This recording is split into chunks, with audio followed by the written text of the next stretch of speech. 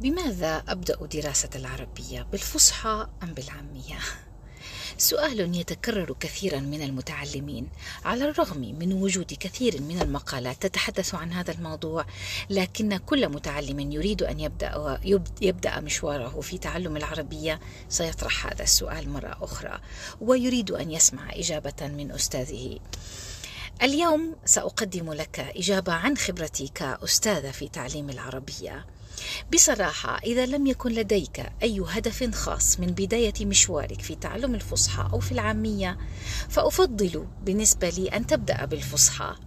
تتمكن على الأقل من المستوى الأول في الفصحى، يعني من تعلم الحروف ولفظها، من قراءة الكلمات، ومن تعلم القواعد الأساسية التي تساعدك في فهم بنية الجملة العربية.